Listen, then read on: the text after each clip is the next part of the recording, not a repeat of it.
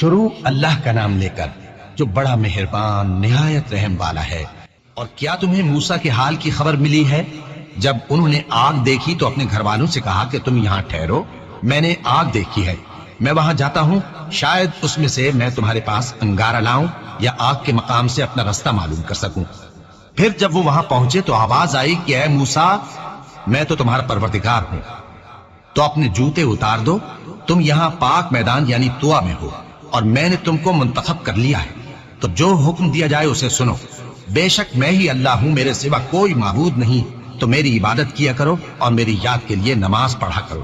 قیامت یقیناً آنے والی ہے، میں چاہتا ہوں کہ اس کے وقت کو پوشیدہ رکھوں تاکہ ہر شخص جو کوشش کرے اس کا بدلہ پائے، تو جو شخص اس پر ایمان نہیں رکھتا اور اپنی خواہش کے پیچھے چلتا ہے کہیں تم کو اس کے یقین سے روک نہ دے، تو اس صورت میں تم ہلاک ہو جاؤ۔ اور اے موسیٰ، یہ تمہارے داہنے ہاتھ میں کیا ہے؟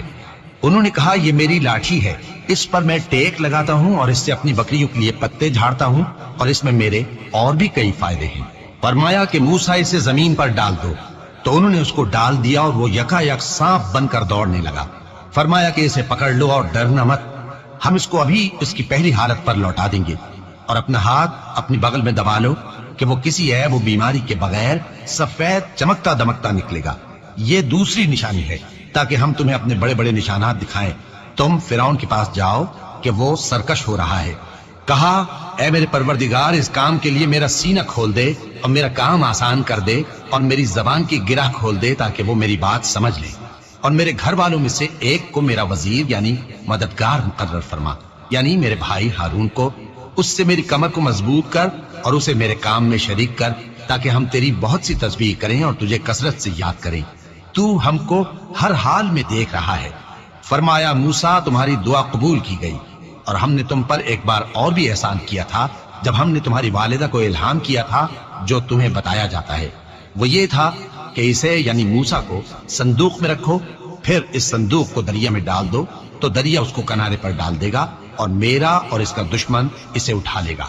اور موسیٰ، میں نے تم پر اپنی طرف سے محبت ڈال دی، اور اس لیے کہ تم میرے سامنے پرورش پاؤ۔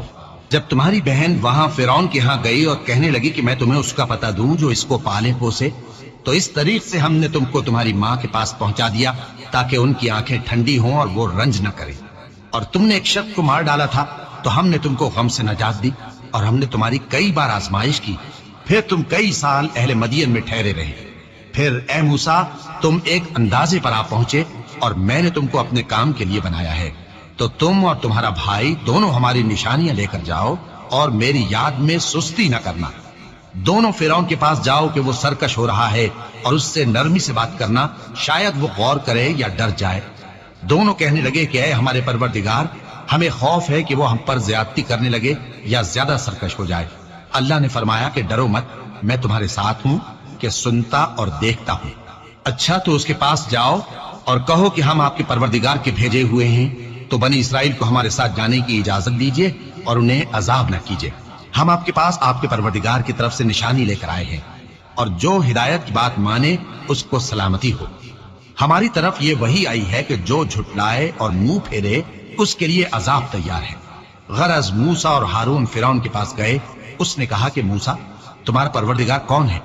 کہا کہ ہمارا پروردگار وہ ہے جس نے ہر چیز کو اس کی شکل و صورت بخشی، پھر راہ دکھائی۔ کہا تو پہلی قوموں کا کیا حال ہوا؟ فرمایا کہ ان کا علم میرے پروردگار کو ہے جو کتاب میں لکھا ہوا ہے۔ میرا پروردگار نہ چوکتا ہے نہ بھولتا ہے، وہ وہی تو ہے جس نے تم لوگوں کے لیے زمین کو فرش بنایا اور اس میں تمہارے لیے رستے بنا دیے اور آسمان سے پانی برسایا، پھر اس سے مختلف نباتات پیدا کی کہ خود بھی کھاؤ اور اپنے مویشیوں کو بھی چراؤ۔ بے شک ان باتوں میں عقل والوں کے لیے بہت سی نشانیاں ہیں۔ اسی زمین سے ہم نے تم کو پیدا کیا اور اسی میں ہم تمہیں لوٹائیں گے اور اسی سے ہم تمہیں دوسری دفعہ نکالیں گے۔ اور ہم نے فرعون کو اپنی سب نشانیاں دکھائیں مگر وہ تکذیب اور انکار ہی کرتا رہا۔ کہنے لگا کہ موسیٰ، کیا تم ہمارے پاس اس لیے آئے ہو کہ اپنے جادو کے زور سے ہمیں ہمارے ملک سے نکال دو؟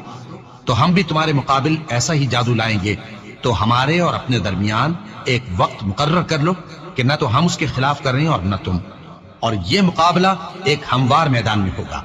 موسیٰ نے کہا کہ آپ کے لیے یوم زینت کا وعدہ ہے، اور یہ کہ لوگ اس روز دن چڑھے اکٹھے ہو جائیں۔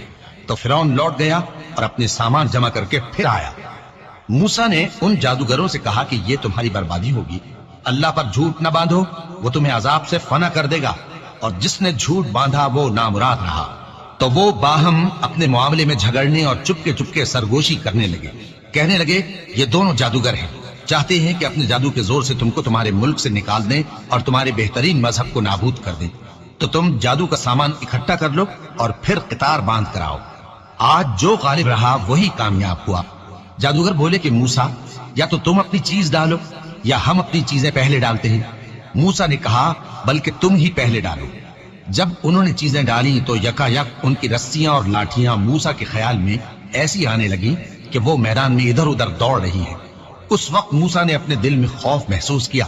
ہم نے کہا خوف نہ کرو، بلا شبہ تم ہی غالب رہو گے، اور جو چیز یعنی لاٹھی تمہارے داہنے ہاتھ میں ہے اسے ڈال دو، کہ جو کچھ انہوں نے بنایا ہے اس کو وہ نگل جائے گی۔ جو کچھ انہوں نے بنایا ہے یہ تو جادوگروں کے ہتھ کنڈے ہیں، اور جادوگر جہاں بھی جائے کامیاب نہیں ہوگا۔ اس پر جادوگر سجدے میں گر پڑے، کہنے لگے کہ ہم موسیٰ اور ہارون کے پروردگار پر ایمان لائے۔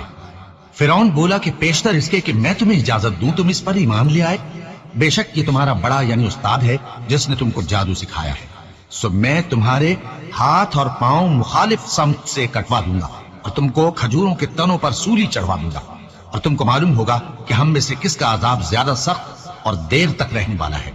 انہوں نے کہا کہ جو دلائل ہمارے پاس آ گئے ہیں ان پر اور جس نے ہم کو پیدا کیا ہے اس پر ہم آپ کو ہرگز ترجیح نہیں دیں گے، تو آپ کو جو حکم دینا ہو دے دیجئے، اور آپ جو حکم دے سکتے ہیں وہ صرف اسی دنیا کی زندگی میں دے سکتے ہیں۔ ہم تو اپنے پروردگار پر ایمان لے آئے تاکہ وہ ہمارے گناہوں کو معاف کرے، اور اسے بھی جو آپ نے ہم سے زبردستی جادو کرایا، اور اللہ سب سے اچھا ہے اور ہمیشہ باقی رہنے والا ہے۔ جو شخص اپنے پروردگار کے پاس گناہگار ہو کر آئے گا تو اس کے لیے جہنم ہے جس میں نہ وہ مرے گا نہ جیے گا، اور جو اس کے روبرو ایماندار ہو کر آئے گا اور عمل بھی نیک کیے ہوں گے تو ایسے لوگوں کے لیے اونچے اونچے درجے ہیں، یعنی ہمیشہ رہنے کے باغ جن کے نیچے نہریں بہ رہی ہیں، ہمیشہ ان میں رہیں گے، اور یہ اس شخص کا بدلہ ہے جو پاک ہوا۔ اور ہم نے موسیٰ کی طرف وہی بھیجی کہ ہمارے بندوں کو راتوں رات نکال لے جاؤ، پھر ان کے لیے سمندر میں لاٹھی مار کر خشک رستہ بنا دو، پھر تم کو نہ فرعون کے آ پکڑنے کا خوف ہوگا اور نہ غرق ہونے کا ڈر۔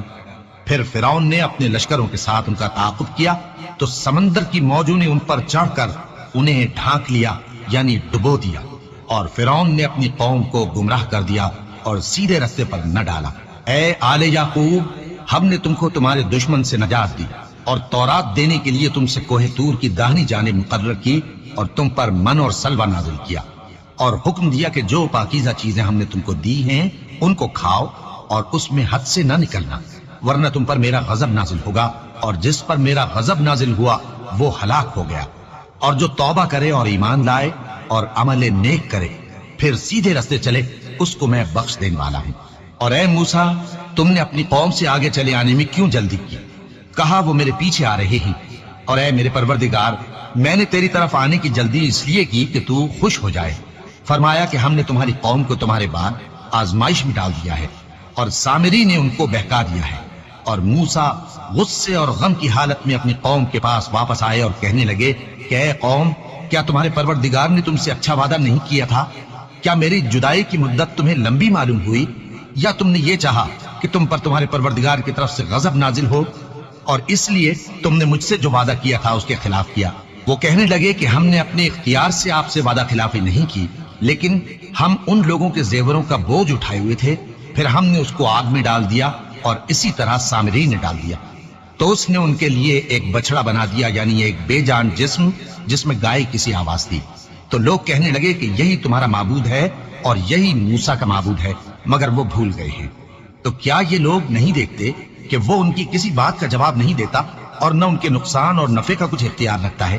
اور ہارون نے ان سے پہلے ہی کہہ دیا تھا کہ لوگوں، اس کے ذریعے تمہیں فتنے میں ڈال دیا گیا ہے، اور تمہارا پروردگار تو رحمان ہی ہے، تو میری پیروی کرو اور میرا کہا مانو۔ وہ کہنے لگے کہ جب تک موسیٰ ہمارے پاس واپس نہ آئے ہم تو اس کی پوجا پر قائم رہیں گے۔ پھر موسیٰ نے ہارون سے کہا کہ اے ہارون، جب تم نے ان کو دیکھا تھا کہ گمراہ ہو گئے ہیں تو تم کو کس چیز نے روکا تھا؟ یعنی اس بات سے کہ تم میرے پیچھے چلے آؤ، بھلا تم نے میرے حکم کے خلاف کیوں کیا؟ کہنے لگے کہ اے ماں جائے، میری داڑھی اور سر کے بالوں کو نہ پکڑیے، میں تو اس سے ڈرا کہ آپ یہ نہ کہیں کہ تم نے بنی اسرائیل میں تفرقہ ڈال دیا اور میری بات کو ملحوظ نہ رکھا۔ موسیٰ نے فرمایا تو اے سامری تیرا کیا حال ہے؟ اس نے کہا کہ میں نے ایسی چیز دیکھی جو اوروں نے نہیں دیکھی، تو میں نے فرشتے کے نقش پا سے مٹی کی ایک مٹھی بھر لی، پھر اس کو بچڑے کے جسم میں ڈال دیا اور مجھے میرے جی نے اس کام کو اچھا بتایا۔ موسیٰ نے کہا جا، تجھ کو دنیا کی زندگی میں یہ سزا ہے کہ کہتا رہے کہ مجھ کو ہاتھ نہ لگانا، اور تیرے لیے ایک اور وعدہ ہے، یعنی عذاب کا جو تجھ سے ٹل نہ سکے گا، اور جس معبود کی پوجا پر تو جمع ہوا تھا اس کو دیکھ، ہم اسے جلا دیں گے، پھر اس کی راکھ کو اڑا کر دریا میں بکھیر دیں گے۔ تمہارا معبود تو اللہ ہی ہے، جس کے سوا کوئی معبود نہیں، اس کا علم ہر چیز پر محیط ہے۔ اس طرح ہم تم سے وہ حالات بیان کرتے ہیں جو گزر چکے ہیں، اور ہم نے تمہیں اپنے پاس سے نصیحت کی کتاب عطا فرمائی ہے۔ جو شخص اس سے منہ پھیرے گا وہ قیامت کے دن گناہ کا بوجھ اٹھائے گا۔ ایسے لوگ ہمیشہ اس عذاب میں مبتلا رہیں گے، اور یہ بوجھ قیامت کے روز ان کے لیے برا ہوگا۔ جس روز سور پھونکا جائے گا اور ہم گناہگاروں کو یوں اکٹھا کریں گے کہ ان کی آنکھیں نیلی نیلی ہوں گی۔